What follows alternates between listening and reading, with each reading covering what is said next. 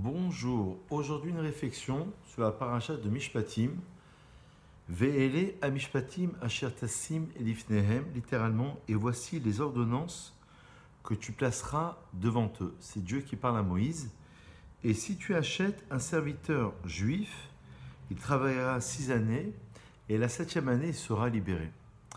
On se rappelle que la première loi qui apparaît dans cette paracha de Mishpatim, la paracha de Mishpatim, c'est la paracha des lois sociales, les lois rationnelles, le rapport à autrui, le fait de ne pas prêter intérêt, le fait de ne pas mentir. Il y aura la mention dans cette paracha. Il y aura aussi la mention du respect global vis-à-vis de son prochain. Et cette paracha fait suite à la paracha de Yitro.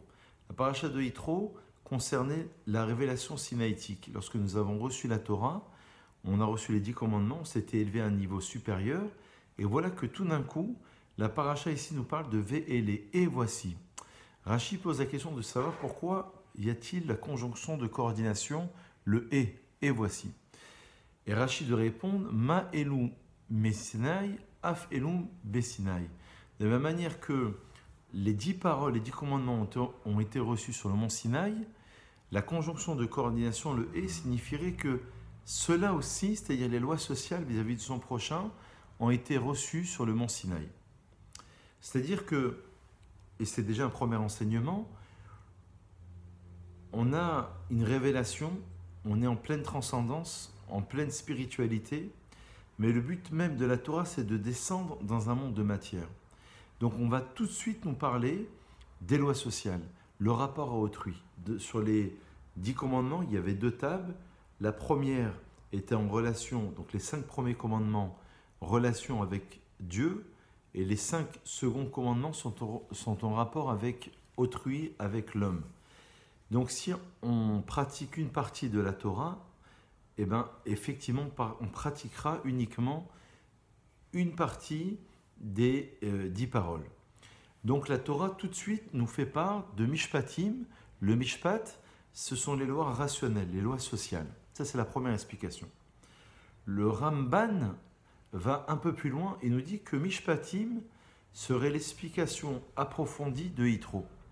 C'est-à-dire qu'on a reçu les 10 paroles. Dans les 10 paroles, le Zohar nous enseigne qu'il y a les 613 commandements, il y a 172 mots, précisément, qui correspondent, dans les 10 commandements, qui correspondent à la valeur numérique de Ekev. Ve'aya Ekev Tishmeon, et si vous écoutez mes commandements, Ekev, ça veut dire le talon, Gimatria 172, qui fera allusion au fait d'écouter les 172 mots des 10 paroles, des 10 commandements, qui correspondent aux 613 commandements. Il y a aussi 620 lettres dans les 10 commandements, qui correspondent aux 613 mitzvot de la Torah, plus les 7 mitzvot imposés par les rabbins. Le Ramban nous dit par conséquent que Mishpatim serait l'explication de Yitro. Citons quelques exemples. Dans Yitro, on nous dit, dans les 10 commandements, honore ton père et ta mère. Dans la paracha de Mishpatim, on va voir, au maké aviveimo motumat, sera puni celui qui va frapper son père ou sa mère. Kalel aviveimo, celui qui va maudire son père et sa mère, sera aussi retranché. On a un autre exemple, dans le 2e commandement, il y a l'interdiction de ne pas faire la vodazara, l'idolâtrie.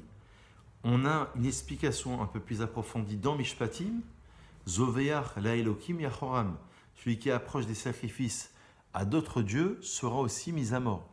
Donc, Biltil Hashem Levado, si ce n'est pour Hashem. D'après Ramban, Nachmanide, Mishpatim, c'est le commentaire approfondi de Yitro. Maintenant, reste la question de savoir pourquoi commencer par Eved Ivri, par l'esclave hébreu, le serviteur hébreu.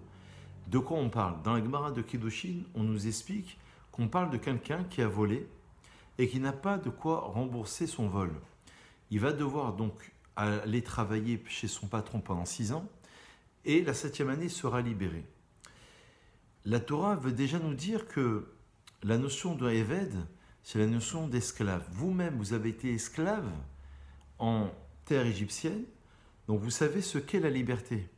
Vous ne pouvez pas vous a donné à un esclavage éternel chez un maître, il faudra être libéré au bout de 7 ans. Ravadim lachem, velo ravadim la ravadim, dira le Talmud dans Kiddushin. Vous serez les serviteurs d'Hachem, mais non pas les serviteurs des serviteurs. Ça, c'est la leçon globale. Pourquoi, finalement, la Torah commencera à nous parler de cette loi précisément du Eved Ivri. Donc, première idée selon laquelle, évidemment, nous avons subi l'esclavage, nous avons goûté à la liberté. Il est normal de nous dire, soyez des hommes libres. Allez travailler pour rembourser votre vol, mais au bout de la 7e année, vous allez vous libérer parce que le but, c'est d'être asservi à Dieu, non pas d'être asservi à un autre système. Aujourd'hui, entre parenthèses, on pourrait extrapoler l'esclavage moderne comme étant l'esclavage de la société, l'esclavage du travail, l'esclavage de l'argent, être esclave de l'argent.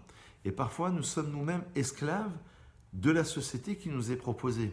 Donc la Torah ici nous propose une autre lecture en nous disant « Attention, soyez des hommes libres ».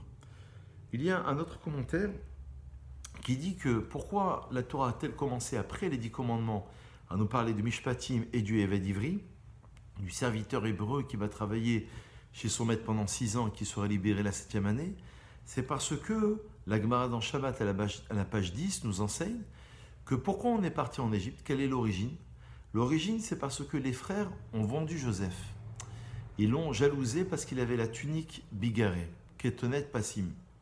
Et à cause de cette kin'a, à cause de cette jalousie, nous sommes passés par l'esclavage égyptien. Et donc, Joseph était le seul à avoir cette appellation du Eved Ivri dans Bereshit, l'esclave hébreu. Que vient faire cet esclave hébreu? Il vient précisément, on vient faire un tikkun. Il est normal que dès qu'on sort d'Égypte et qu'on reçoit la Torah, on va nous parler de l'esclavage hébreu, puisque c'est le tikkun absolument de cette vente de Joseph. C'est la raison pour laquelle nous sommes partis en Égypte. Il y a 2 fautes, pour conclure, qui vont nous accompagner jusqu'à la fin des temps, jusqu'à l'époque du Mashiach. La faute du veau d'or et la faute précisément de Joseph, d'avoir vendu Joseph, qui a été la cause de l'Égypte. Et donc la conclusion, c'est que on va devoir traverser l'exil d'une manière très générale pour nous faire comprendre l'idée selon laquelle on devra s'unir, on devra se réunir, s'unifier au sein même du peuple juif, du peuple d'Israël, et on portera sur nos épaules qui atasolchan l'Israël, mochanan les shifté yeshurun, dans la prière de Kippour, tu vas pardonner à Israël et tu vas donner la mechila, le pardon, aux tribus de Yeshurun. Selicha et mechila fait allusion précisément à ces 2 fautes que nous portons sur nous. Pakot pakati, dira le texte, je vais me souvenir de ces fautes-là. Dieu dira. De quelle faute? Essentiellement de la faute du veau d'or et de la faute de la vente de Joseph, ce qui correspondra vraiment en guise de conclusion à l'expression de Esther dans la Megillah, la date mazé ve almazé. Les 2 zé pour savoir pourquoi on a été éprouvé lors de la période de Purim avec Aman. Est-ce que c'est sur cela ou sur cela? Est-ce que c'est le zé qui est employé pour Joseph ou le zé asa Elohim yelech lefanenu, ou alors le zé du Egal Azahav? Donc voilà une des profondeurs de cette belle paracha de Mishpatim. Bonne réflexion et à très vite.